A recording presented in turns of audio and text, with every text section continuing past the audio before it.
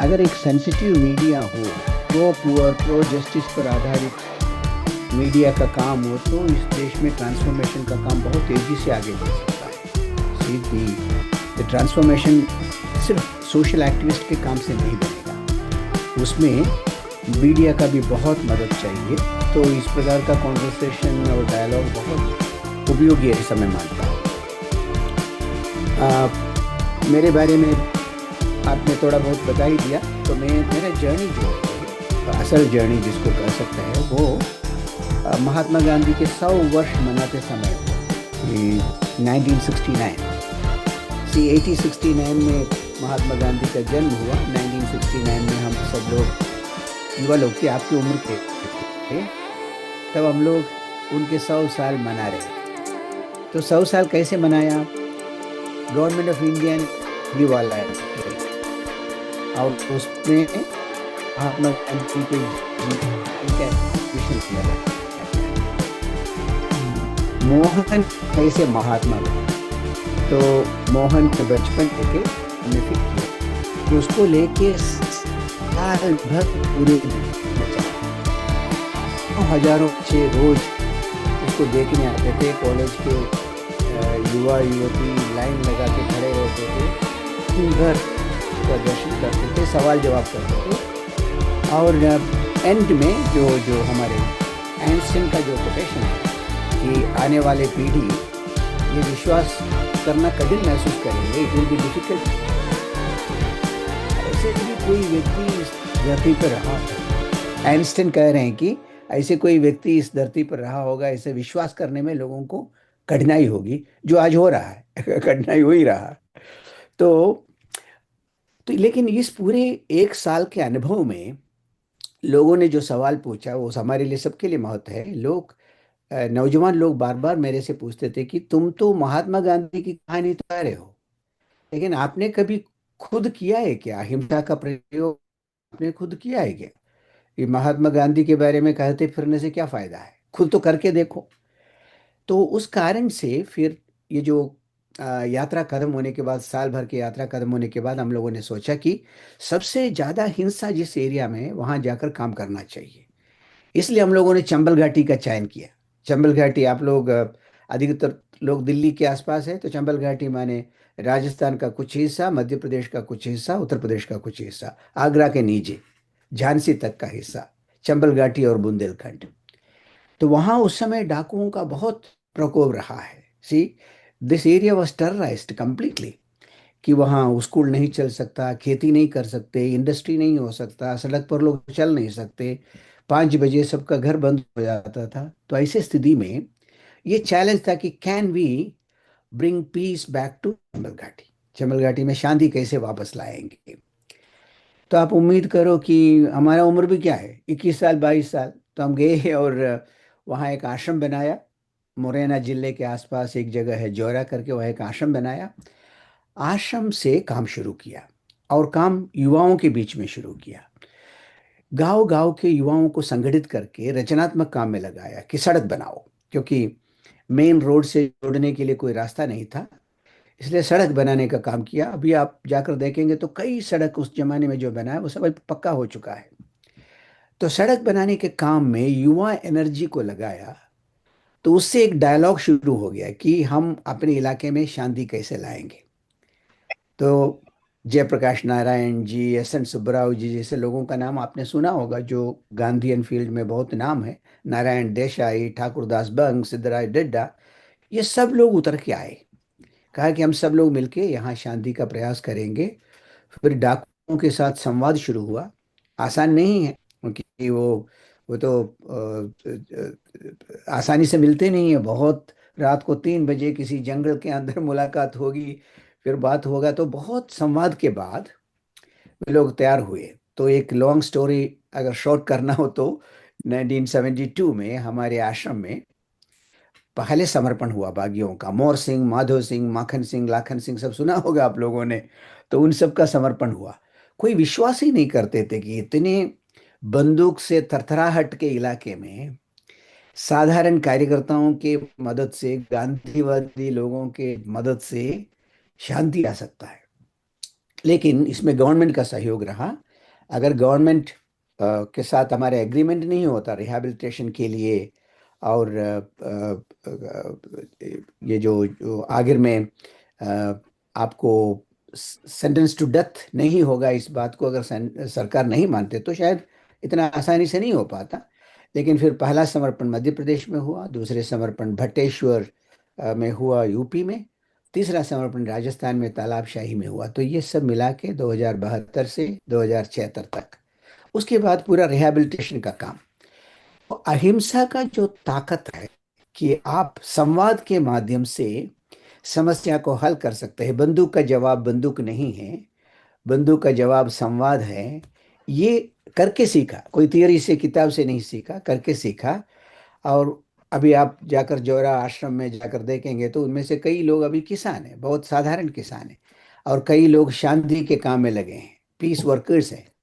तो ये जो ट्रांसफॉर्मेशन है करीब 600 लोगों का, ये संभव हुआ। तो मुझे विश्वास हुआ नॉन वायलेंस वास्तव में काम कर सकता है। Non violence is a very powerful instrument, वो कोई कमजोर मामला नहीं है। लेकिन इस समय हमें चर्चा क्या करना है? लोग ये पूछते रहते हैं ना कि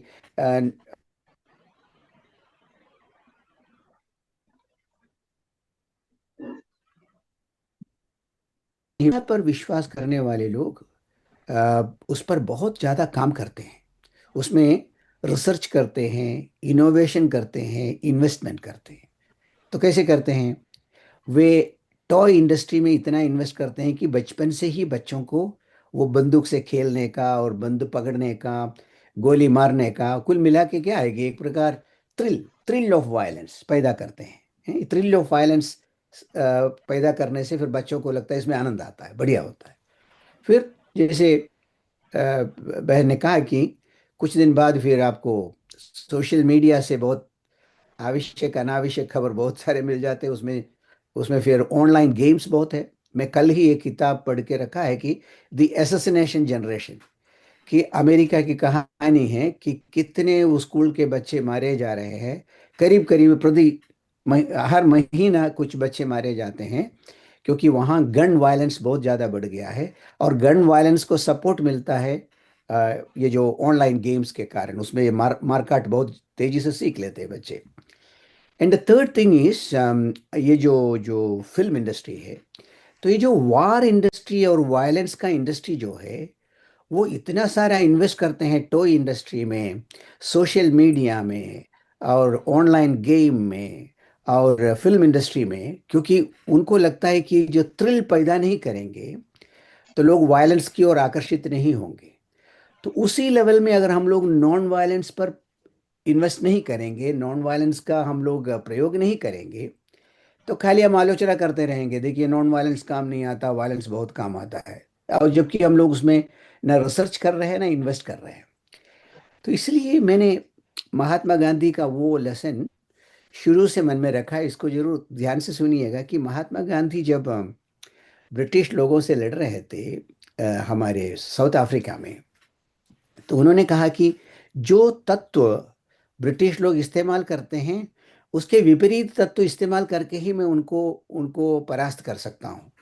इसका मतलब अगर वो हेट का प्रचार कर रहे हैं, नफरत का प्रचार कर रहे हैं, तो मुझे लव का प्रचार करना है। और वो फियर का प्रचार कर रहे हैं, डर के कारण लोगों का आवाज को बंद करा रहे हैं, तो मुझे फियरलेसनेस सिखाना है। अगर वो लाई झूठ को इस्तेमाल कर रहे हैं, तो मुझे सच को इस्तेमाल करना है। तो आप देखो कि हेट के बदले प्रेम, फियर के बदले फियरलेसनेस, लाई के बदले ट्रूथ, ये तीन कंपोनेंट से सत्याग्रह का निर्माण हुआ है। कि उसमें तो अगर महात्मा गांधी इन्वेंट कर सकते थे, नए नए आइडिया रिसर्च कर सकते थे, वो पदयात्रा इन्वेंट किया सॉल्ट मार्च के नाम से, कपड़ा जलाने का काम इन्वेंट किया, तो अगर नॉन वायलेंस के फील्ड में महात्मा गांधी इतने सारे चीज़ों को इन्वेंट कर सकते थे और देश की आज़ादी में उसको इस्तेमाल कर सकते थे, तो आज हम सिर्फ ये कहने के बदले नॉन वायलेंस काम नहीं करता इसलिए वायलेंस बहुत अच्छा है, उसको ग्लोरीफाई करने के बदले अगर हम लोग भी रिसर्च में लग जाएं, उसमें हम अपने ताकत लगाएं, तो मुझे विश्वास है कि नॉन वायलेंस बहुत ताकतवर इंस्ट्रूमेंट बन के आगे आ सकता है। और मैं चंबल घाटी के प्रयोग से वही सीखा, और उस अनुभव को लेके फिर मैं आगे बढ़ा। लेकिन इंटरेस्टिंग बात क्या है कि जहां मैं आपका ध्यान आकर्षित करना चाहता हूं कि ये जो हिंसा का दो भाग है। हिंसा, डायरेक्ट हिंसा भी है, इनडायरेक्ट हिंसा भी है। डायरेक्ट हिंसा है जो आप देखते हैं, बंदूक लेते हैं। अब गाजा में हो रहा है, डायरेक्ट हिंसा है और हमको सबको बुरा लग रहा है, बुरा लगना भी चाहिए। यूक्रेन में हो रहा है, डायरेक्ट हिंसा है। चंबल घाटी में डायरेक्ट हिंसा हो रहा था। लेकिन इनडायरेक्ट हिंसा हिंसा के बारे में अ, हम लोग ज्यादा ध्यान नहीं देते हैं कि समाज में इस प्रकार की गरीबी, शोषण, अत्याचार, दमन, मार्जिनलाइजेशन, पॉवर्टी, ये सब हिंसा का ही स्वरूप है।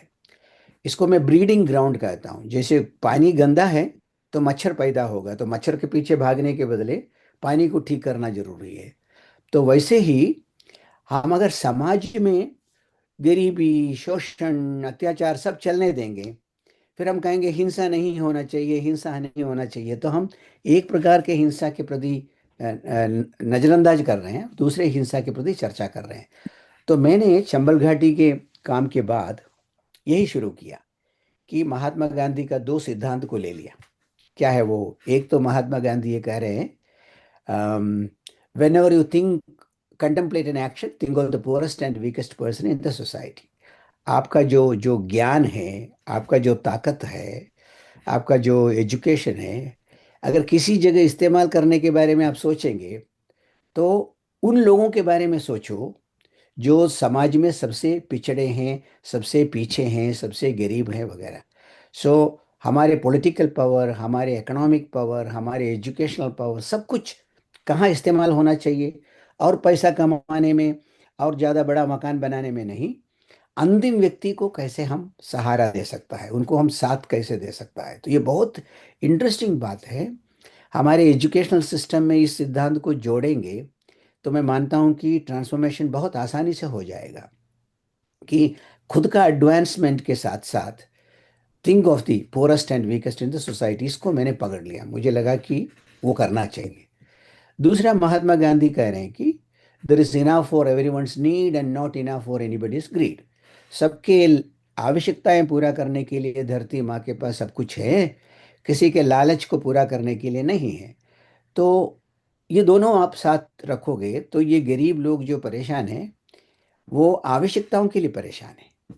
और दूसरी तरफ ग्रीड जो है, कितना भी मिले मन भरेगा नहीं, ऐसे एक समाज के साथ हम लोग काम कर रहे हैं।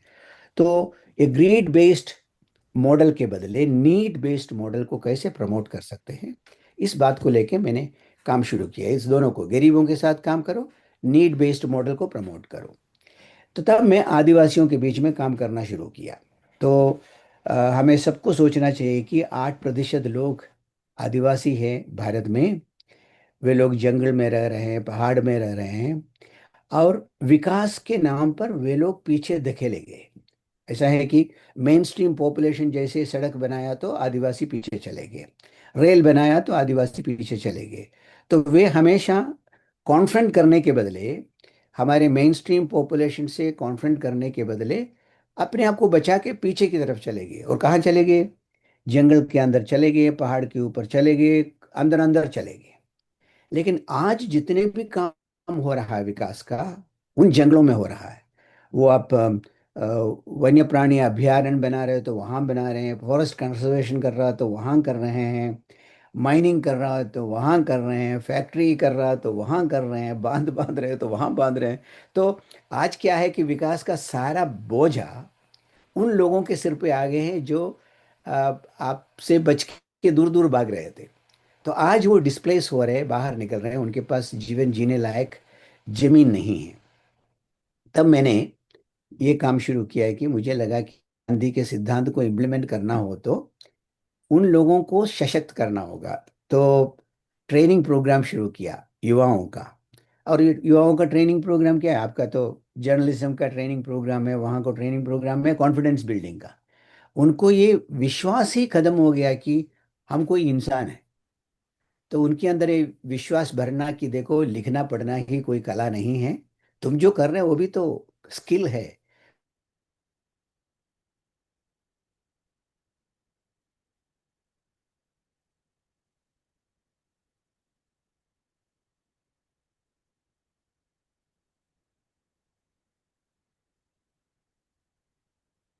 वो सब महत्वपूर्ण कला है, महत्वपूर्ण स्किल्स है।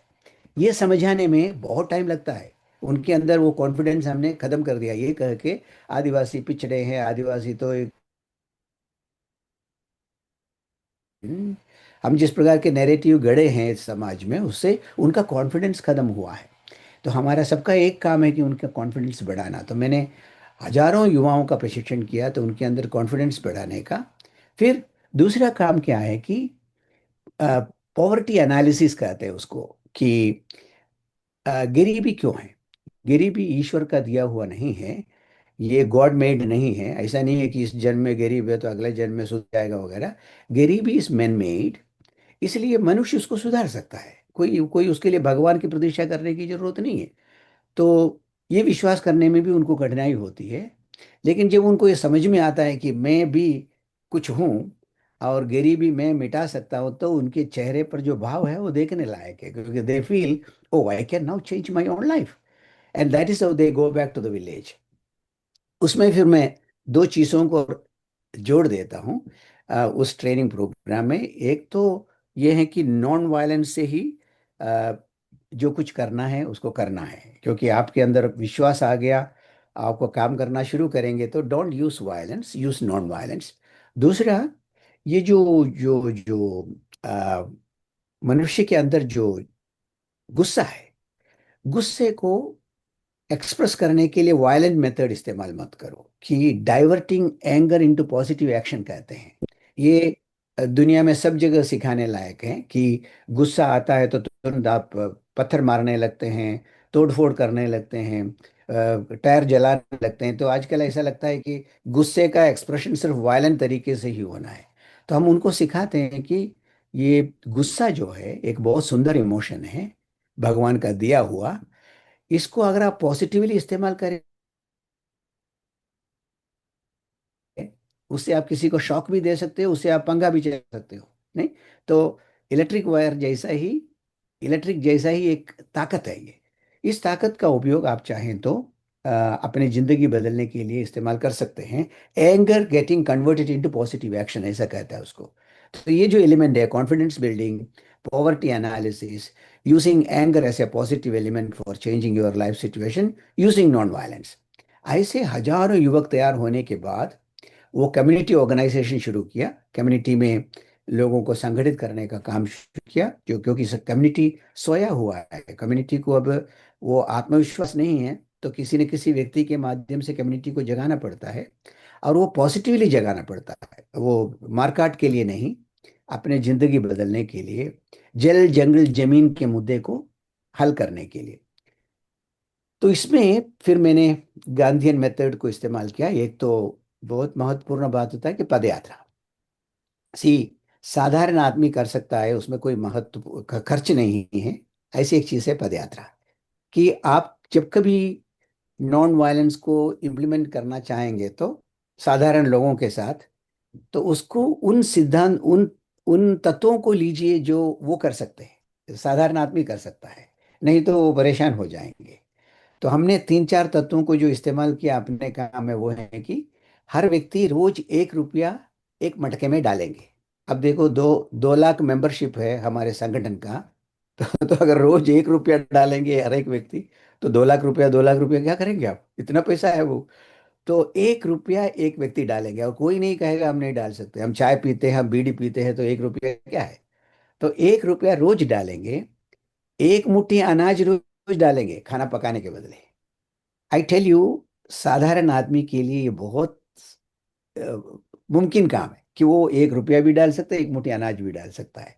और जब कभी हमने बड़े बड़े एक्शन किया, ये एक मुट्ठी अनाज 1 रुपया काम आया है। खाने के लिए हमको किसी के पास जाना नहीं पड़ा, और पैसे का कभी कमी नहीं हुआ, बाकी लोगों ने भी मदद किया।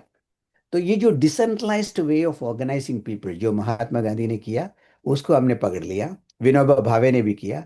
तो उस सिद्धांत पर हमने संगठन बनाया। तो आपको याद होगा, आप तो अभी जर्नलिज्म सीख रहे, उस समय जर्नलिस्ट बहुत मदद किया। जब हम लोग 25,000 लोग ग्वालियर से दिल्ली की ओर चल रहे थे, अब नेशनल हाईवे में 25,000 लोग, महीने भर, 1 महीना चला। और उसके बाद फिर गवर्नमेंट के साथ समझौता हुआ, उस समझौते से फॉरेस्ट राइट्स एक्ट बना। और उस फॉरेस्ट राइट्स एक्ट के कारण करीब 2.3 मिलियन लोगों को जमीन मिला। अभी और भी बहुत लोगों को मिलना बाकी है, लेकिन 2.3 मिलियन आदिवासियों को उनके जमीन पर अधिकार मिला फॉरेस्ट राइट्स एक्ट के कारण।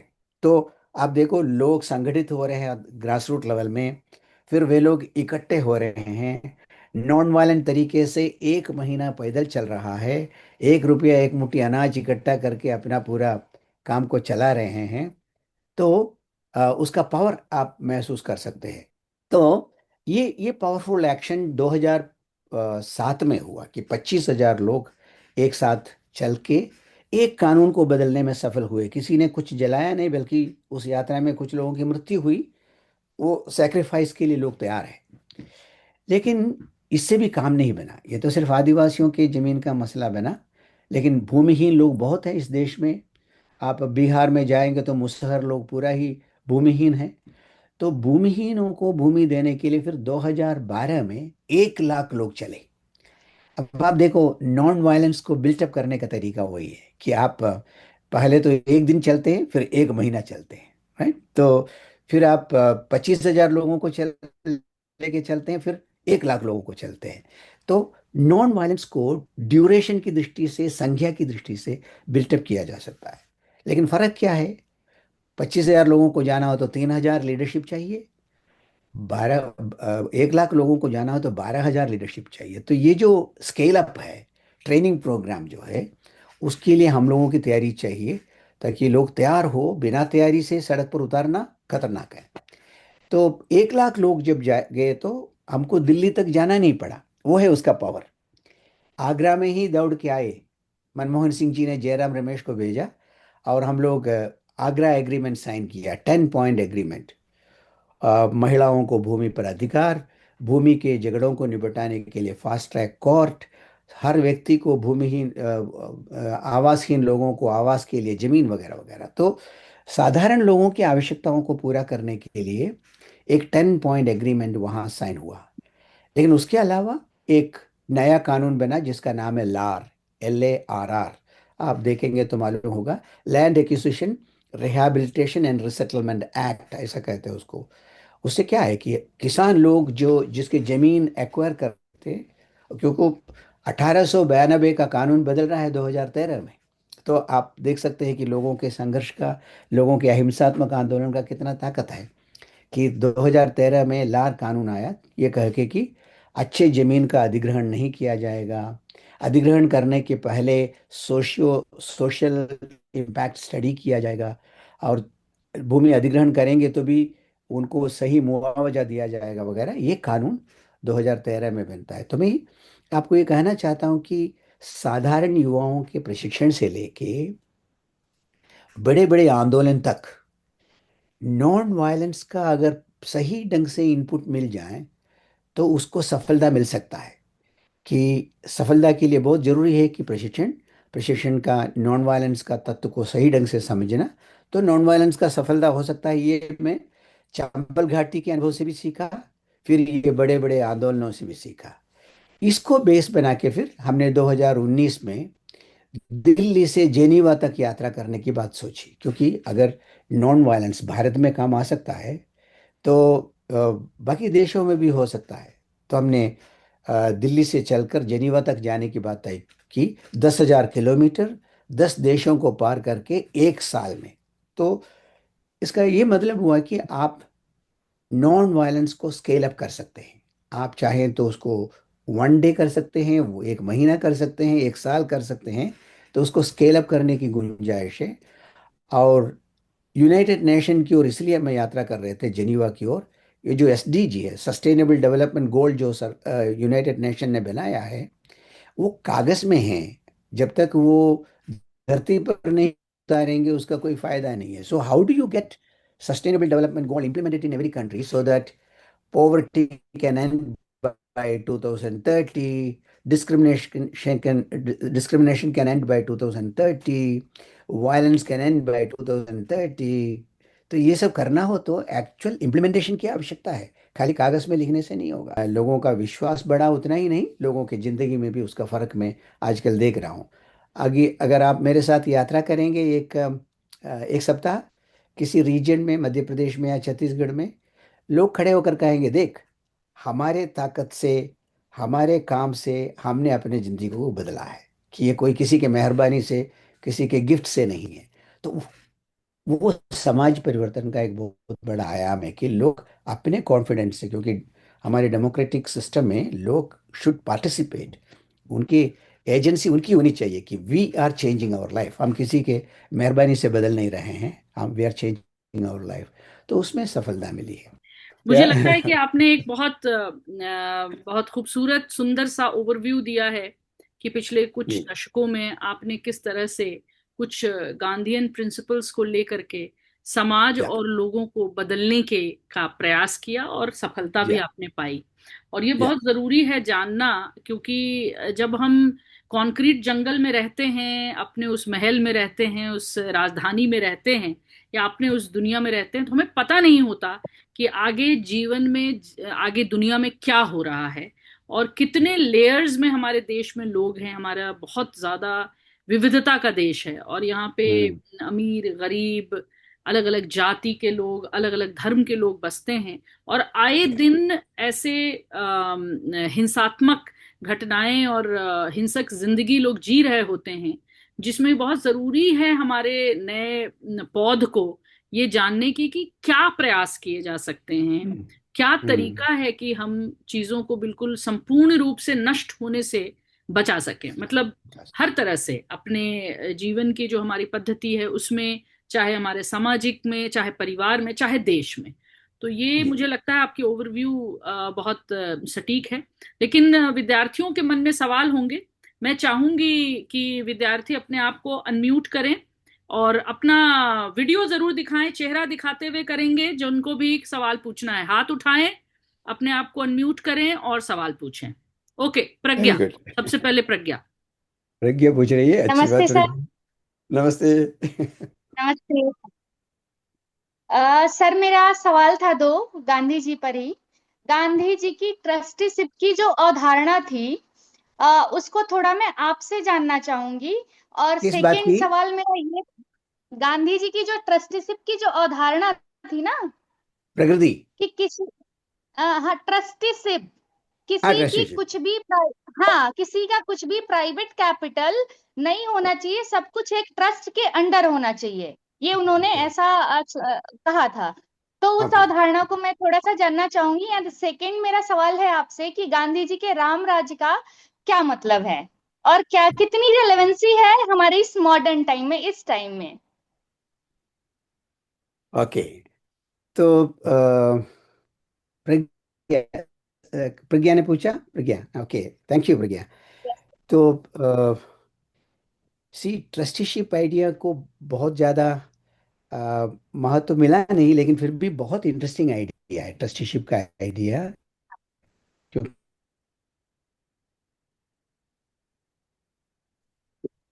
हेलो। थोड़ी सी डिस्टरबेंस आ रही है राजा जी आपके इसमें, हाँ, नेटवर्क में।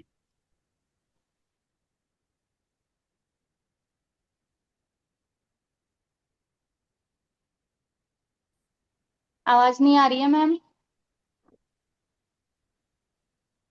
कुछ डिस्टरबेंस है शायद। हम्म। एक बार देख लेते हैं। ये ठीक है वहां से, मैम। कनाडा से ऑनलाइन है। हो सकता है, मुझे लगता है सवेरे का समय है वहां पे। अच्छा।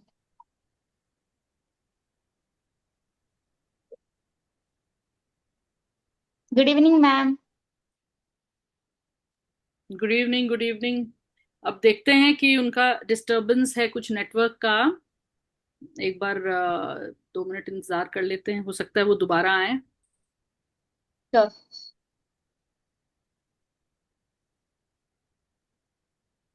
Okay, can you hear me now? Yes yes, there was some network disturbance. Yes, yes, yes, yes, yes, yes, yes. Is it okay now? The sound is okay? Yes. Okay, good. So trusteeship का concept मैं अभी देख रहा हूँ, तो आ- आदिवासियों में थोड़ा बहुत है कि वो सोचता है कि ये पूरा पहाड़ और जंगल सब हम सबका है। ठीक है। ये हाँ। कोई एक मालिक नहीं है, ठीक है। हाँ। तो गांधी जी हमारे हमारे देश के इंडस्ट्रियल लोगों को ये समझाना चाहते थे कि अगर आप कैपिटल पैदा कर रहा है, तो हम्म। कैपिटल क्या आप सिर्फ अपने दम पर पैदा कर रहे हो क्या? उसमें जल जंगल जमीन का उपयोग किया है, वो लोगों का है। नहीं, जब लोगों ने हम्म। जमीन दिया, लोगों का जंगल आपने लिया, पानी लिया, लोगों का है। लोगों का श्रम आप इस्तेमाल कर रहे हो उसमें। तो ये सबका मिलके बनाया हुआ संपत्ति है। तो जब सबके मिलके बनाया हुआ संपत्ति हो तो फिर उसमें सबका अधिकार भी होना चाहिए ना, कि सिर्फ हम्म। आप लेके जाएंगे ऐसा कैसे हो सकता है? तो कुछ हद तक बजाज ने उसको किया उस समय। जो जो आप सुना होगा कि बजाज महात्मा गांधी को मदद करते थे, कि उनको ये ट्रस्टीशिप का आइडिया समझ में आया। उनको लगा कि मेरे पास संपत्ति तो है, मैं मेरा स्किल और मेरे कैपेसिटी इस्तेमाल करके संपत्ति तो पैदा कर रहे हैं, लेकिन वो हम्म। सिर्फ मेरा नहीं है, उसमें बहुत सारे लोगों का कंट्रीब्यूशन है। और मैं इसका ट्रस्टी हूँ, कि मेरे हाथ में इसका अधिकार है, इसलिए मैं उसको I am the trustee of this property. बाद में उसको आगे बढ़ाने का कोशिश किया कुमारप्पा जी ने। और कुमारप्पा जी ने अपने आप अगर जेसी कुमारप्पा का किताब पढ़ेंगे, द इकोनॉमी ऑफ परमानेंस, तो आपको मालूम पड़ेगा कि वो क्या कह रहे हैं। कि वो कह रहे हैं कि समाज में कई प्रकार की इकोनॉमी हो सकता है। एक तो हम्म। पैरासिटिक इकोनॉमी कहता है कि एक पेड़ में पैरासाइट आ जाता है तो वो पेड़ को खत्म करके खुद बढ़ जाता है। नहीं, हम्म। तो हम्म। पैरासाइट देखा है आपने? वो किसी पेड़ में पैरासाइट आ जाता है तो वो पूरे पेड़ को खत्म करता है, हाँ। खुद को ताकतवर बना देता है। तो पैरासाइटिक इकोनॉमी एक है। लेकिन बी इकोनॉमी भी तो है। मधुमक्खी का इकोनॉमी देखो। मधुमक्खी मधु जरूर लेता है, लेकिन उस मधु लेते समय वो पोलिनाइजेशन करता है, नहीं फूल को और ज्यादा प्रजनन में मदद करता है। इतना ही नहीं, अपना कमाया हुआ हनी खुद के लिए नहीं रखते, वो पूरे कम्युनिटी के लिए इस्तेमाल करता है, कि कम्युनिटी के सेवा में लग जाता है। तो बी इकोनॉमी भी तो इकोनॉमी है। अगर आप प्रकृति को देखेंगे तो आपको मालूम पड़ेगा कि प्रकृति में भी ट्रस्टीशिप है। लोगों को लगता है कि ये पूरा मेरा नहीं है, सबके लिए है। तो अगर हम पूरे पूरी दुनिया में गांधी जी के ट्रस्टीशिप लोग समझ लिए होते, तो आज ये जो गरीबी है, इतने सारे जो विषमता है, उससे हम अ, बचा सकते थे, दुनिया को बचा सकते थे। लेकिन कैपिटलिस्ट मॉडल का प्रॉब्लम वो है कि कैपिटल जो पैदा करता है वो सोचता है ये मेरा है, बाकी सबको मैंने मजदूरी दे दिया है, बस छुट्टी उतने से खत्म हो गया। उनके पार्टिसिपेशन के बारे में नहीं सोचते हैं। अ, आपको याद है गांधी ने एक बार ये भी कहा कि बार्बर का और बैरिस्टर का तनख्वाह एक जैसा होना चाहिए। ठीक है, सी दोनों में क्या है, 1 घंटा बार्बर काम करता है, 1 घंटा बैरिस्टर भी काम करता है। तो 1 घंटा तो 1 घंटा ही होता है ना, कि वो बार्बर काम करें या बैरिस्टर काम करें। तो सबका वेतन एक जैसा होना चाहिए। लेकिन अभी आप देखो, बैरिस्टर का 1 घंटे में 20 लाख, और बार्बर का 1 घंटे में 100 रुपया। नहीं, तो इसलिए there is a lot of injustice in the economic model that we are perpetuating. उसको चैलेंज किया जा सकता है अगर हम ट्रस्टीशिप के कंसेप्ट को ठीक से समझेंगे तो। और the custodian of wealth is not owner of the wealth. ये था उसका उसका ट्रस्टीशिप का फिलोसफी। और उसकी आज बहुत जरूरत है, बहुत जरूरत है। और राम राज्य से महात्मा गांधी का कल्पना यही था कि सी उन्होंने उसको एक एक जस्ट वर्ल्ड को राम राज्य कहा, कि एक ऐसे सबके लिए सोचने वाला। मैं उदाहरण इसलिए लिया कि वो एक धोबी की बात को भी मानने को तैयार था। भगवान राम ऐसा मानते हैं ना, कि अगर हम अपने पूरे किताब पढ़ेंगे तो ऐसा लगता है कि एक धोबी की बात को भी मानने को तैयार है। तो राम राज्य ऐसा होगा कि अ, जरूरत पड़ेगा तो सेक्रीफाइस करेंगे। राम त्याग कर रहे हैं, राम अपनी जिंदगी भर जंगल में भटक रहे हैं, वो सत्ता छोड़ रहे हैं। नहीं, सत्ता छोड़ने का एक प्रक्रिया उसमें है। फिर एक धोबी ने कहा, उस बात को लेके भी उन्होंने चिंता व्यक्त किया। तो ये सत्ता के प्रति जो मोह है, सत्ता में चिपके रहने के जो तरीके हैं, उससे मुक्त सेवा का जो साधारण आदमी के बात सुनना, साधारण आदमी के बातों को मानना, फिर उसके लिए त्याग करना, सेवा करना, उसको उन्होंने राम राज्य में वर्णित किया कि उनके मन में वो था कि राम राज्य की वो कल्पना होनी चाहिए। अलग अलग लोगों ने उसको अलग अलग ढंग से व्याख्यान किया, लेकिन महात्मा गांधी के लिए एक एक जस्टिस बेस्ड समाज उनके लिए राम राज्य था, कि जहाँ सबको न्याय मिलेगा, सबको स्थान मिलेगा, ऐसे एक समाज को उन्होंने राम राज्य व्याख्यान किया। Thank you. दूसरे और कोई? Thank you Pragya. Yes, तो सर yes, हम sir. Good आज evening. के ओके एज में, ओके, बारी बारी से sir I have a Pragya, question. Pragya now you हाँ can't ask, okay will give chance to somebody else. Sir I have a Who question. else? Who is sir Sir, I Sameer have now? good I evening, am sir.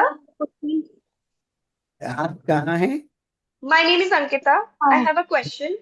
Ankita, okay Ankita. Yes, sir. I have a question.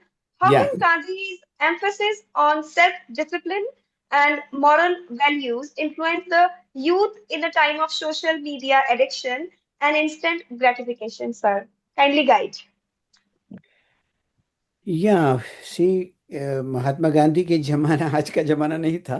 जरूर है, उस Yes, समय sir. Social media का प्रकोप नहीं था इतना। Yes, sir. आ, लेकिन अभी अम, आ, मान लो हम लोग सी आइडिया ये है कि युवा अवस्था में जो एनर्जी है हमारे पास, अगर हम उसका बजटिंग नहीं करेंगे, see we are spending our energy in many directions, उसका कॉन्क्रीट रिजल्ट क्या है, ये एक सवाल अभी हमारे मन में आना चाहिए कि how are we using our time, how are we budgeting our time. Social media में भी अपना समय खर्च कर सकते हैं। अभी मैं जो जो किताब का जिक्र कर रहा था कि एसोसिनेशन जनरेशन, तो अमेरिका का किताब है, तो उसमें वो ये कह रहे हैं कि लोग ये तय नहीं कर पा रहे कि कितना समय स्क्रीन में खर्च करना चाहिए। स्क्रीन टाइमिंग तय नहीं हो पा रहा है, कि रात दिन उसी में लगे हुए हैं और उसी इंफॉर्मेशन को सही, कंप्लीटली सही मान रहे हैं, और अपने सोचने का, अपने अनुभव प्राप्त करने के लिए समय नहीं दे रहे हैं। तो एक नए जनरेशन के साथ ये एक प्रॉब्लम है।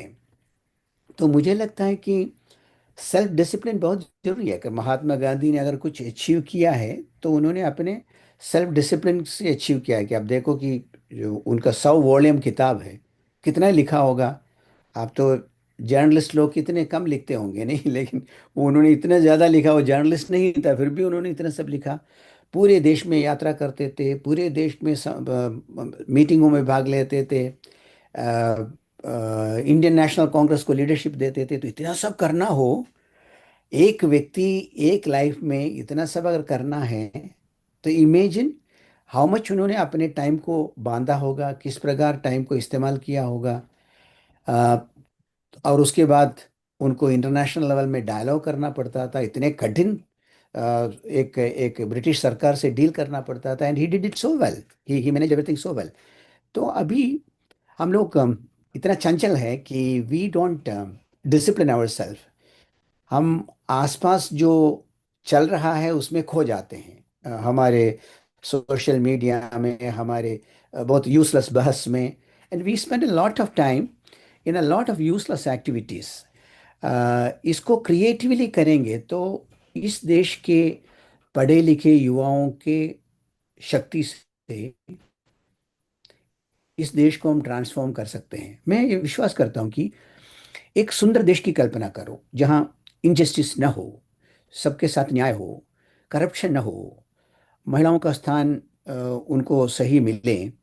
अ, तो ऐसे एक समाज बनाने के लिए अगर पढ़े लिखे लोग समय नहीं देंगे तो कौन देंगे? एंड पढ़े लिखे लोग समय तभी दे सकता है कि जब when you budget your time, कि आपको अपने जिंदगी का समय कहाँ खर्च करना है, अगर हम तय नहीं करेंगे तो कैसे होगा? तो मैंने कहा कि मैं ग्रामीण युवाओं के साथ काम करता हूं, तो उनको वही सिखाता हूं कि आप एक मजदूर बन के जिंदगी भर जी सकते हो, लेकिन आप अपने गांव को ट्रांसफॉर्म भी कर सकते हो। तो ये आइडिया क्लिक होता है कि oh I can transform my own village ना।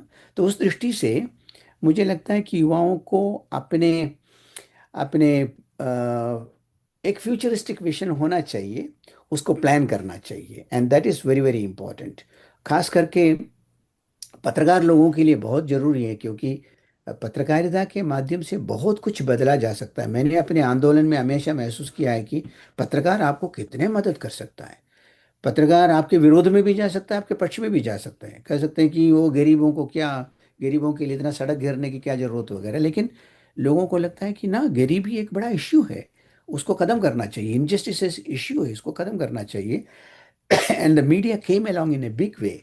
तो मुझे लगता है कि as future journalist you can play a great role in transforming the society. सिर्फ अपने कमाई से आगे भी बहुत कुछ किया जा सकता है।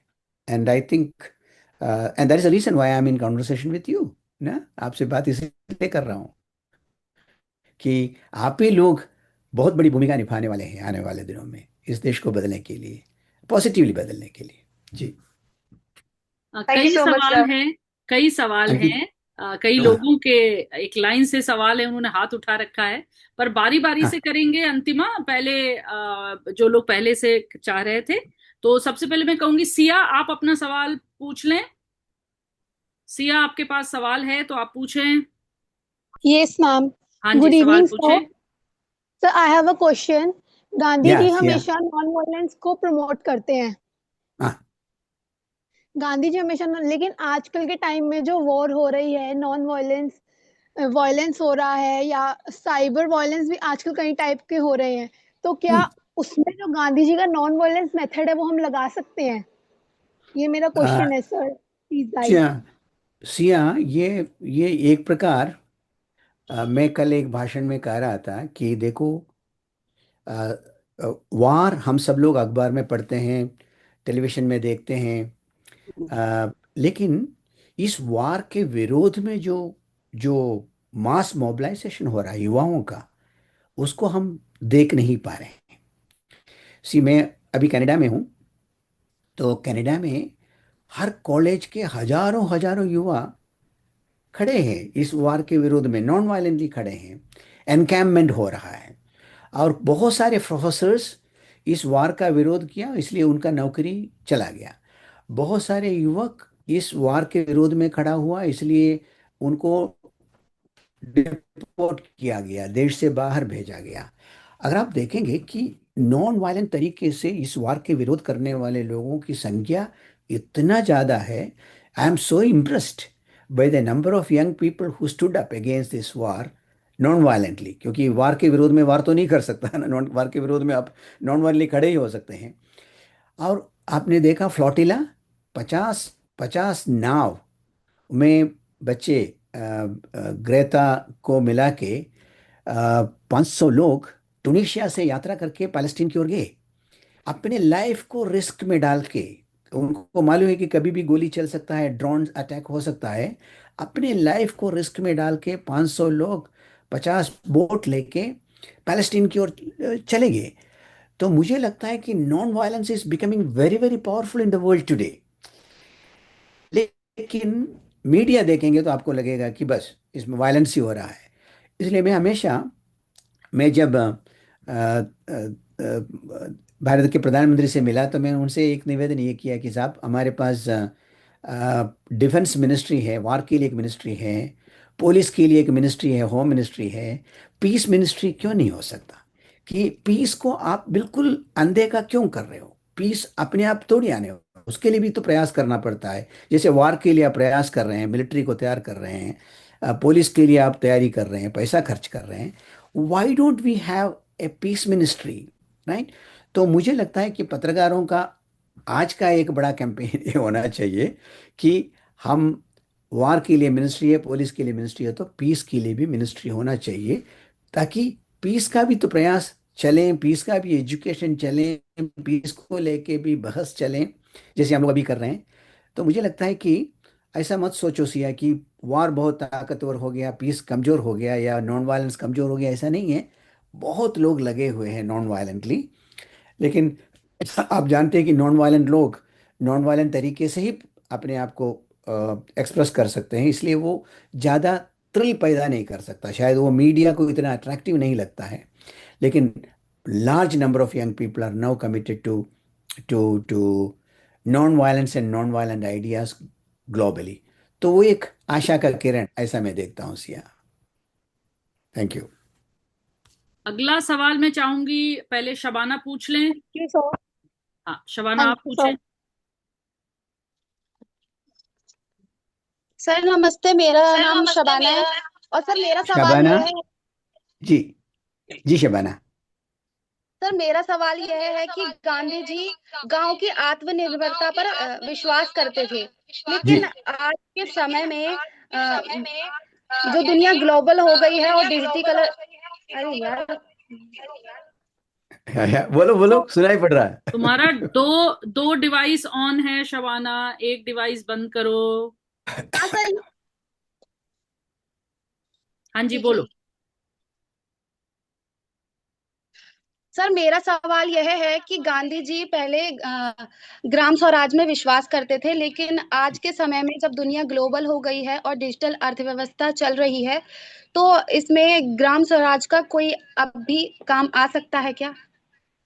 अ, अ, देखो शबना, कि अगर समस्या का हल होगा तो लोकल टू ग्लोबल ही होगा। सी, ग्लोबली अपने आप में कोई समस्या का हल नहीं होगा, कि एवरी कम्युनिटी अपने आप में स्वावलंबी नहीं होगा, तो ग्लोबली कैसे हो पाएगा? नहीं, ये तो एक तो है कि इकोनॉमिक मॉडल किस प्रकार का होगा। इकोनॉमिक मॉडल हो, कोई भी मॉडल हो, शुड बी बॉटम अप। कि अ, समाज को हर, गांधी जी से कहा, टेक दैट एग्जाम्पल ऑफ, उन्होंने कहा कि I want every village to be self-governed and self-sufficient. And self-governed, self-sufficient villages will unite into a nation called India. ना, ऐसा कहा उन्होंने कि ये ग्रामीण स्तर पर लोग स्वयं संचालन करना सीखेंगे, अपने आप को, अपने इकोनॉमी को, अपने व्यवस्था को संभालना सीखेंगे। तो मुझे लगता है कि सबसे अच्छी व्यवस्था डिसेंट्रलाइज्ड व्यवस्था है। फिर वो आप उसको डेवलप करिए, नेशनल बनाइए, ग्लोबल बनाइए, लेकिन विद इन द कंट्री कैसे इकोनॉमिक व्यवस्था को आप चलाएंगे। तो ग्लोबलाइजेशन का एक विषमता वही है कि ग्लोबलाइजेशन के नाम से हमने लोगों का रिसोर्सेस को खींचना शुरू कर दिया, कि ग्लोबलाइजेशन का मतलब इस दुनिया में सब देश ताकतवर होंगे और वो सब मिलके काम करेंगे, ऐसा नहीं। देश के अंदर गांव भी तो ताकतवर होंगे, कम्युनिटी भी तो ताकतवर होंगे।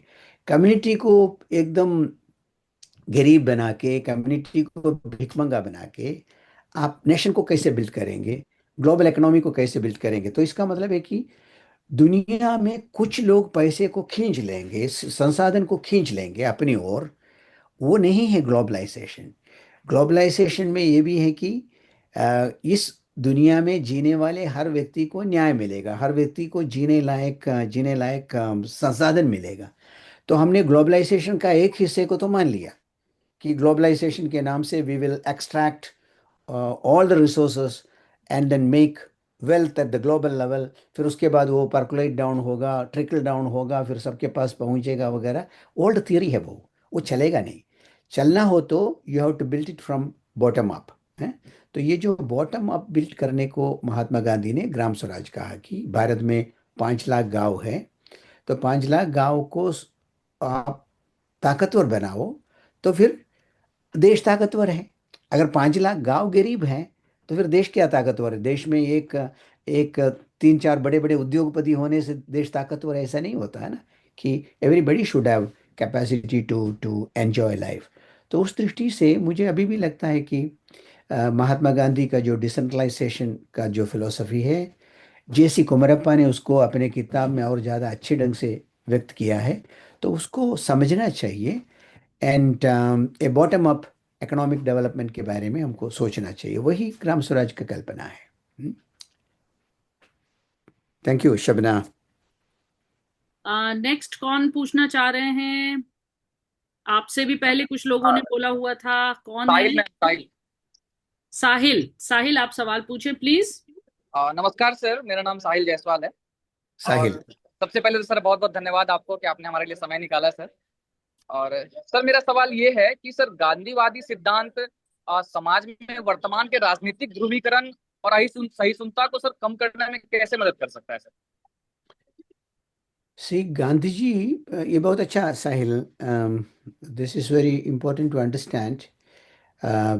सी, जैसे अभी मैं कनाडा में हूँ, तो कनाडा एक मल्टीनेशनल सोसाइटी, मल्टीकल्चरल सोसाइटी है। कि यहाँ तो आप सड़क पर उतरेंगे तो एक तरफ पूरे भारतीय लोग दिखाई पड़ेगा, एक तरफ पूरे चाइनीज लोग दिखाई पड़ेगा, फिर लैटिन अमेरिकन लोग दिखाई पड़ेगा, स्पेनिश लोग दिखाई पड़ेगा।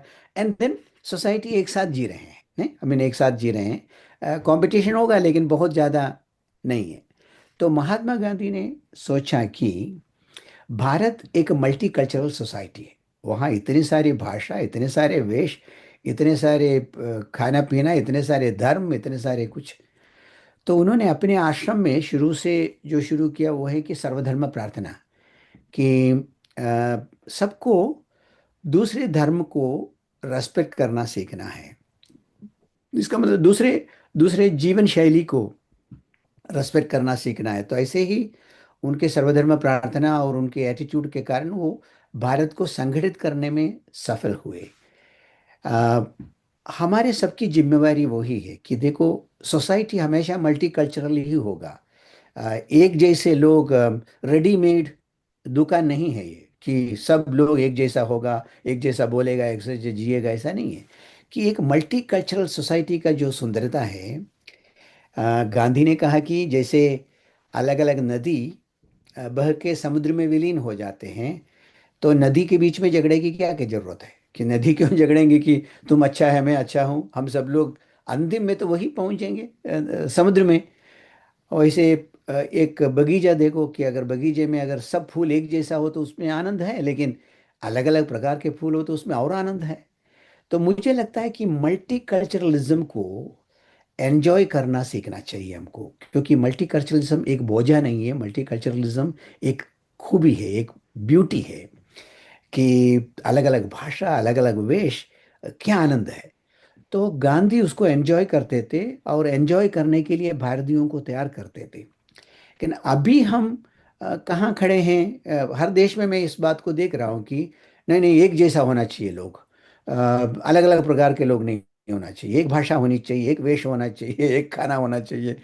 तो ये इंटॉलरेंस है कि अस एंड दम, ऐसा कहते हैं ना, मैं और तुम अलग हो इसलिए तुमको मारना है, मेरे से भिन्न है तुम इसलिए तुमसे मुझे छुट्टी पाना है। अलग अलग अलग प्रकार को एंजॉय करना एक एक आवश्यकता है, क्योंकि हम धरती पर जी रहे हैं। इस धरती को बचाने की जिम्मेवारी हम सबकी है। और इस धरती पर लोग अलग अलग हैं, कि अलग अलग हाइट है, अलग अलग मोटापन है, अलग अलग प्रकार के हैं। ये कुदरती है ना। कि इसलिए मुझे लगता है कि rather than denying multiculturalism, trying to enjoy multiculturalism, अलगाव में अलग अलग प्रकार होने का एक सुंदरता है। उस सुंदरता को अगर हम लोग समझ ले तो मजा आ जाएगा। और भारत को लोग इसलिए ज्यादा भारत की ओर आकर्षित होते हैं, क्योंकि वो कहते थे कि क्या क्या मल्टीकल्चरलिज्म है, वहाँ वहाँ जाते तो आनंद आता है। तो we need to keep that up.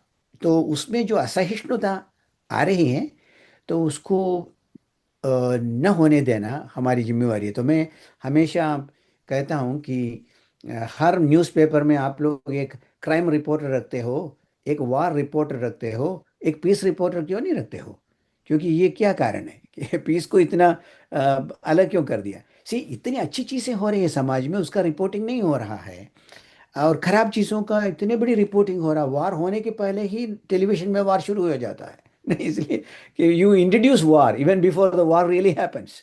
तो इतनी ऑब्सेशन क्यों है वार और वायलेंस के प्रति? कि उतने ही ऑब्सेशन अहिंसा के प्रति क्यों नहीं है? मैं इस समय एक उदाहरण देना चाहता हूँ कि नॉर्वे में टाइम्स मैगजीन के सेंट्रल पेज में आर्टिकल आया था। नॉर्वे में जब वायलेंस हुआ, करीब 300-400 बच्चों को मार दिया एक आदमी ने एक रिसोर्ट में। तो उस समय सरकार ने क्या किया, सब मीडिया वालों को बुला के कहा क्राइम रिपोर्टिंग कम करो। कि हम अपने समाज में से हिंसा को खत्म करना चाहते हैं। तो मीडिया ने क्राइम रिपोर्टिंग खत्म किया, इसलिए 50% क्राइम्स में कमी आई उस देश में। से media can play very interesting role to increase crime, increase differences, increase conflict. और मीडिया चाहें तो ये ये सारी चीज़ों को कम भी कर सकते हैं। तो मेरा निवेदन ये है कि आने वाले दिनों में journalist have a big responsibility कि हम समाज के अच्छाइयों को कितना ज़्यादा रिपोर्टिंग कर सकते हैं। जैसे मैंने कहा कि लाखों लोग वार के विरोध में प्रोटेस्ट कर रहे हैं, उसका कहीं जिक्र नहीं है, लेकिन रोज वार का रिपोर्टिंग हो रहा है। वार का भी होना चाहिए, लेकिन मुझे लगता है कि we need to change our outlook in terms of how do we educate the society through media to become a better society, no? उसकी संभावना है। इसलिए वो अहिष्णुता को खत्म करने के लिए मीडिया की बड़ी भूमिका है, ऐसे मैं मानता हूँ। साहिल, that is what I wanted to say. Yeah. So we are nearly 6:15. It is 6:15. But we still have couple of questions. कौन लोग हैं? Yeah. प्रवीर का हाथ उठा है और अलिश्का। अलिश्का बहुत देर से हाथ उठाई है। सबसे पहले अलिश्का आप पूछें। अलीश। अंतिमा और अलिश्का, पहले आप दोनों पूछें।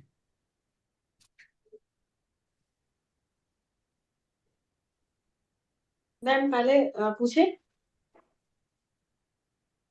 Yeah, am I audible? Oh yes, yes, yes, Good Alishika. evening, sir. Good evening, everyone. So my question was, in today's world dominated by consumerism and materialism, how can Gandhi's idea of simple living and high thinking be realistically applied? Okay, Alishika, that's an interesting question. Yeah. So the issue will be, Alishika, कि how do you give justice to millions and millions of people living on this earth today? Yeah? कि consumerism, ठीक है, consumerism का culture हमने बढ़ा लिया, लेकिन is that a good culture कि some people consume and others remain in poverty all the time? Some people consume so much that you destroy all the resources of the planet. और उसका and result क्या है? ये consumerism का and result क्या है? वो है क्लाइमेट क्राइसिस। कि कंज्यूमरिज्म के कारण हम लोगों ने पूरे धरती का जो जो जल जंगल जमीन है, पानी को बर्बाद कर दिया, वायुमंडल को बर्बाद कर दिया, और हम सारे संसाधनों को लूट लिया, और लोगों को गरीबी में जीने के लिए और तकलीफ में जीने के लिए बाध्य किया। ये तो ऐसा है, इस इस कंज्यूमरिज्म करीब करीब हम लोग बैठे हुए डाल को काटना, ऐसा कहते हैं ना कि you you the branch on which you sit you cut it. तो ऐसी हालत बना लिया है कि हम लोग क्लाइमेट क्राइसिस के इस विषमता पर आकर खड़े हो गए कि अगर हम ये हैबिट नहीं बदलेंगे, अपने कंज्यूमरिस्ट हैबिट नहीं बदलेंगे, या ये जो एक्सट्रीम कंज्यूमरिज्म का जो जो स्टाइल नहीं बदलेंगे, तो हम क्लाइमेट क्राइसिस से इस दुनिया को बचा नहीं पाएंगे। सो गांधी जी के रास्ते पर जाना होगा, और क्या रास्ता है कि गांधी जी कह रहे हैं कि सिंपल जीवन जियो, अगर बचना हो तो। अब मानवता को खत्म करना है तो ये लाइन ठीक है, जिस लाइन पर हम लोग चल पड़े हैं चलते रहेंगे, कुछ साल और चलेंगे। और लोग कह रहे हैं कि थोड़ा सा डिग्री और तापमान बढ़ जाए तो ग्लेशियर सब पिघलेंगे, ग्लेशियर पिघलने से समुद्र में पानी बढ़ेगा, समुद्र में पानी बढ़ने से धरती नीचे जाएगा। ये कहानी, तो ये कहानी तो स्वाभाविक रूप से होने वाला है अगर हम इस कंज्यूमर स्टाइल को बनाए रखेंगे। अगर हम लोग थोड़ा बहुत जाग जाए। सी, मनुष्य शिक्षा से क्या प्राप्त करते हैं कि education is all about making you aware. Education is not only to get you a good employment and a lot of money to consume more. Education is not just that. Education is to alert you, look, what is the danger in front of you and how are you going to handle it? तो अभी danger climate crisis का है और वो climate crisis के पीछे ये consumerist model एक जिम्मेवार है। तो then we need to come back. तो कम बैक कहाँ आएंगे? या तो आप, महात्मा गांधी ने कहा सिंपल जीवन जियो, नहीं तो आदिवासी को देखो। आदिवासी लोग प्रकृति के नज़दीक जीते हैं, कम संसाधनों से जीते हैं, तो आदिवासियों के कारण कोई क्लाइमेट क्राइसिस होने वाला नहीं है। हम शहरों की हालत देखो कि अगर आप दिल्ली जैसे शहर को देखेंगे, पेडेस्ट्रियन के लिए जगह नहीं, साइकिल वालों के लिए जगह नहीं, गरीब लोगों के लिए जीने के लिए जगह नहीं। क्या शहर बना रखा है! ये सारे संसाधन लूटने के बाद भी, इतने सारे संसाधनों को बर्बाद करने के बावजूद भी, what kind of cities are we creating? क्या मॉडल खड़ा कर रहे हैं? तो मैं 2011 में एक साल पूरे देश में भ्रमण किया, एक साल रुके बिना। 1 year journey through India, 80,000 kilometre पार किया, 350 जिलों को टच किया। मैं सिर्फ ये देखने के लिए कि ये जो ग्लोबलाइजेशन का और रिसोर्स एक्सट्रैक्शन का क्या असर है साधारण आदमी के ऊपर, साधारण लोगों के ऊपर। तो I was shocked by the end of the journey. मैंने उस कभी कभी काफ़ी लिखा भी है। मेरा एक किताब है, a journey through the other India करके, वो काफ़ी पॉपुलर हुआ उस समय। तो हालत बहुत ख़राब है। तो मुझे लगता है कि अ, गांधी की ओर कितना जाना आप तय करेंगे, लेकिन what is important is that you walk in that direction, ताकि ये सही नहीं है। We need to consume less. We need to be more simple. We need to accommodate everybody. We need to have a world where everybody can survive. उस line पर चलना शुरू करना बहुत जरूरी है। गांधी तक पहुंचे नहीं पहुंचे अलग बात है, लेकिन that should be our direction. देखो, अ, ये तो नहीं कह सकता कि गांधी के अकेले काम से आज़ादी मिल गई, ऐसा नहीं। गांधी जी भी नहीं कहते ना। गांधी ने खुद खुद अपने आप को महात्मा भी नहीं कहा, नहीं दूसरों ने कहा महात्मा। नहीं, तो गांधी जी सबको जोड़ने का काम किया। गांधी जी के अंदर अगर कोई कला है, वो है जोड़ने का कला। कि हिंदुओं को, मुस्लिम्स को, सिख को, ईसाई को, सबको जोड़ा। गांव को, शहर को, सबको जोड़ा। पढ़े लिखे को, अनपढ़े को जोड़ा। तो गांधी जी का एक अगर कला हमको सीखना है तो यही है कि how do you organise the society है। सी, कोई भी चीज़ के लिए how do you organise the society. और ऑर्गेनाइज्ड सोसाइटी में जो जो जो भाव होता है कि अब हम मार काट करके सब प्राप्त कर लेंगे, गांधी जी उसमें फिर आप कह रहे हैं कि organising the society is very important, लेकिन उस एनर्जी को अहिंसात्मक तरीके से इस्तेमाल करो। कि और उन्होंने करके दिखाया। See, that is what we need to learn. How did Mahatma Gandhi organize the society in South Africa, then coming back to India, organizing the Indian society, and then insisting that I will only use non-violence as a method, क्योंकि violence उसको पता है सामने वाले को, उनको non violence पता नहीं है। सी, आई आई कैन डिजार्म हिम, उनको उनका हथियार मैं नीचे गिरा सकता हूँ, क्योंकि मैं उससे भिन्न एक एक एक तरीका इस्तेमाल करने जा रहे हैं। तो आपको याद होगा कि चोरी चौरा में जब थोड़ा बहुत हिंसा हुई, चोरी चौरा में, तो महात्मा गांधी ने अपने आंदोलन को वापस इसलिए लिया कि उनको लगा कि अगर भारतीय लोग भी हिंसा के माध्यम से समस्या हल करना शुरू करेंगे, तो फिर आज़ादी के बाद भी वो हिंसा इस्तेमाल करेंगे। तो ही, वो सिर्फ आज़ादी की बात नहीं कर रहे थे, वो कह रहे थे कि आज़ादी के बाद आप देश को कैसे चलाएंगे, आप अहिंसक तरीके से कैसे चलाएंगे, सबको न्याय कैसे दिलाएंगे, अंतिम व्यक्ति की आवाज़ को कैसे सुनेंगे। तो चरखा भी उसका एक भाग है कि जब सिर्फ आंदोलन करो कहने के बदले चरखा खातो, ताकि तुम स्वावलंबी बनो। तुम ब्रिटिश लोगों का गुलाम नहीं हो, तुम स्वावलंबी बन सकते हो अपने चरखा के दम पर। तो गांधी के जीवन को, सी, एक तरीका क्या है, महात्मा गांधी में क्या क्या कमी है उसको देखने में सवेरे से शाम तक का समय खर्च कर ले, लेकिन महात्मा गांधी में इतनी सारी चीजें हैं। और महात्मा गांधी ने कभी नहीं कहा मैं भगवान हूँ कि मैं सब कुछ ठीक हूँ। उन्होंने कहा कि अगर मैंने कोई चीज पहले कहा है, उससे भिन्न कोई चीज बाद में कह रहा है, तो ये समझ लेना मैं भी सीख रहा हूँ। मैं भी तो इंसान है ना, कि मैं समय के साथ सीख रहा हूँ, कि तो मेरा पोजीशन बदल रहा है। तो इसलिए महात्मा गांधी से एक ही सीखना है कि how do we learn and change our position accordingly. How do we organize the society? How do we empower even the weakest person. चरखा उसका लक्षण है कि वीकेस्ट पर्सन, हजारों हजारों महिलाएं चरखा खाते रहे, नहीं। तो मुझे लगता है कि इधर से lot to learn from Mahatma Gandhi.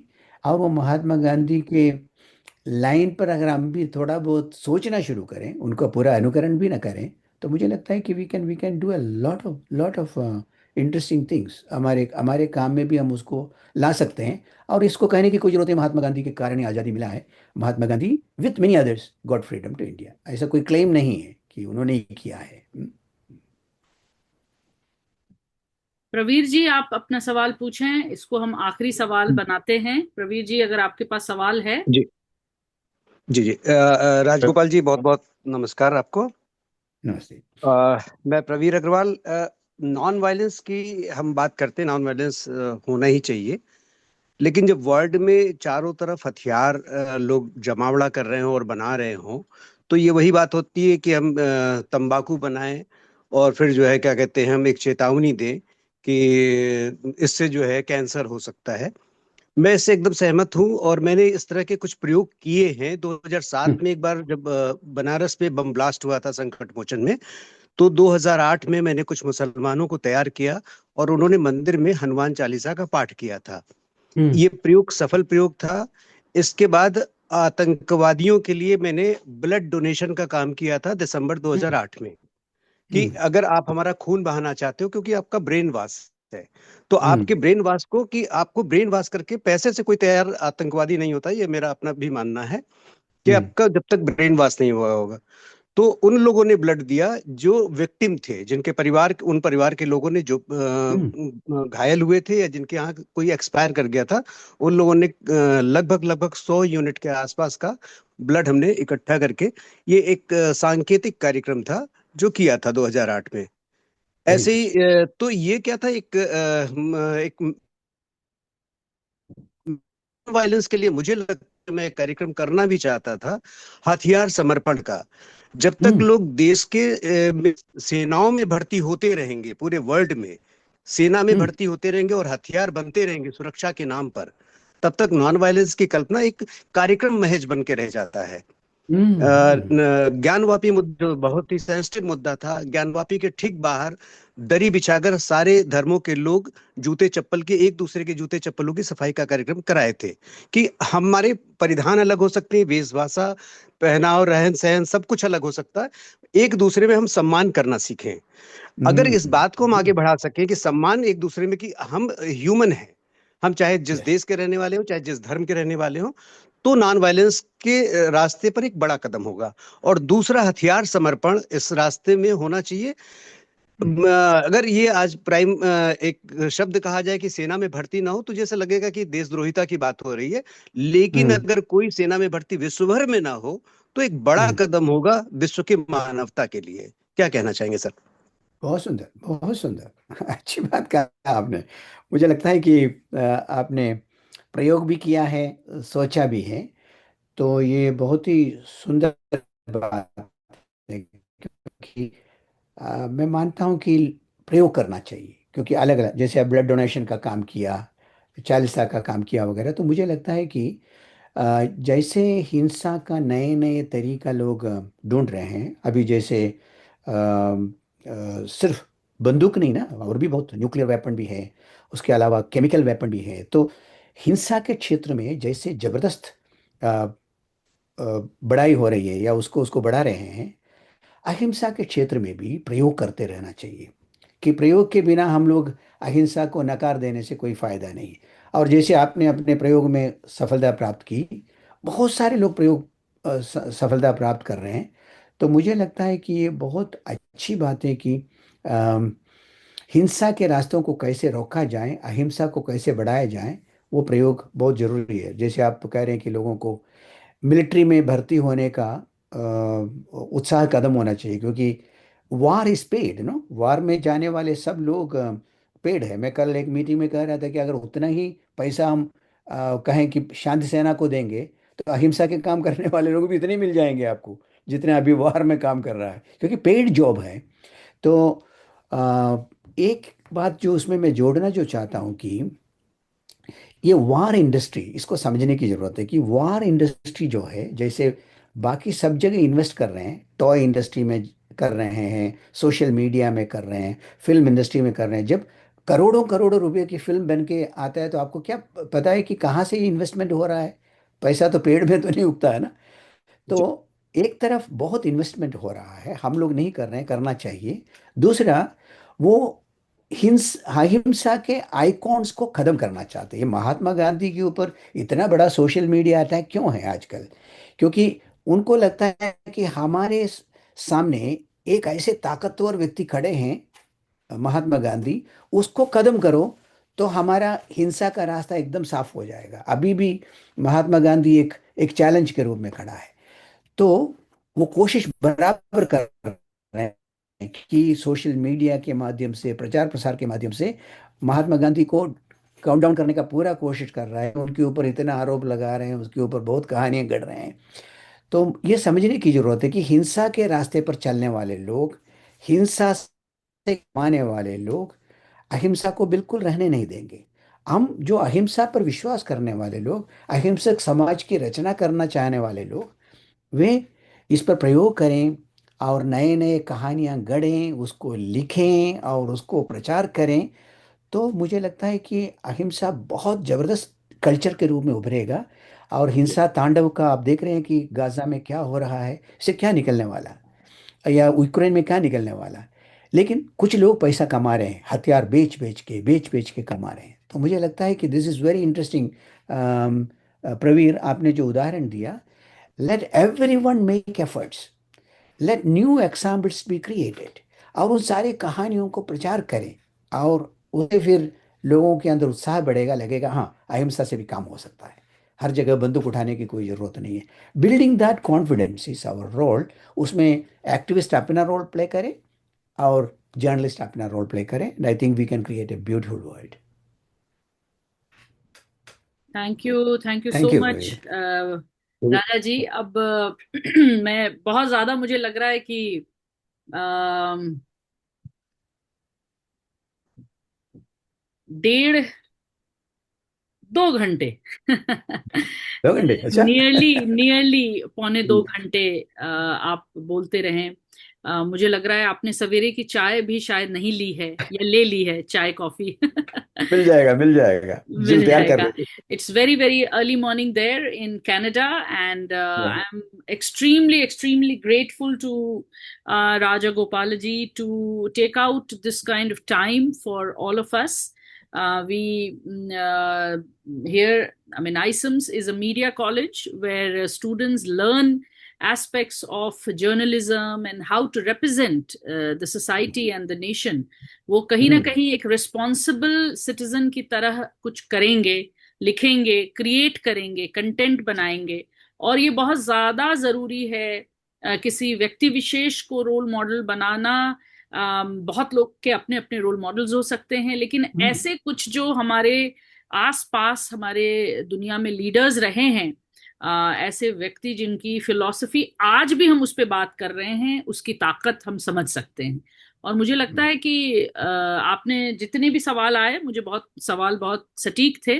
और आपने जो अच्छा, जवाब दिया, जिसमें आपने गाइड भी किया है इन सारे विद्यार्थियों को, आपने एक मार्गदर्शन भी किया है, बहुत सारे छोटे छोटे एग्जाम्पल्स आपने दिए डिफरेंट लोगों की फिलॉसफी से, महात्मा गांधी के खुद के कर्मों से, आपने जो खुद किया उससे। मुझे उम्मीद है कि हमारे जो विद्यार्थी हैं वो भी अपनी जिंदगी में कुछ इसमें से छोटे छोटे अंश लेकर के जाएंगे। और मैं भी इसमें विश्वास करती हूँ कि कोई और तरीका ही नहीं है।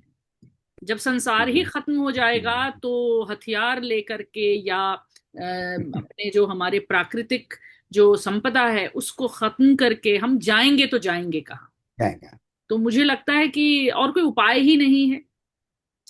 ऐसा नहीं है कि सभी को उठ के गांव चले जाना चाहिए, लेकिन गांव के जितने करीब रहें, अपने हाँ, ग्रामीण जनताओं की चिंता करें, और उनके विषय में अच्छी बातें कुछ खोज के लाएं, कुछ अच्छी कहानियां बनाएं, कुछ अच्छे रिपोर्ट्स करें। तो जर्नलिस्टों का ये बहुत बड़ा ध्येय है, मुझे ऐसा लगता है कि बिल्कुल। आज के इस गांधी जयंती के अवसर पर जो हमने बातचीत की है, इसमें पीस मुझे बहुत ही अच्छा लगा। पीस रिपोर्टर, ये मतलब ये एक बीट होना चाहिए। और हम आइजम्स न्यूज करते हैं, बच्चे न्यूज बनाते हैं, रिपोर्ट्स बनाते हैं, अखबार बनाते हैं, और मुझे लगता है कि कल से एक पीस रिपोर्टर भी होगा, बहुत जो सुंदर, पीस की बहुत सुंदर। कहानियां हमारे यहाँ बनेंगी और हम उसको लिखेंगे भी।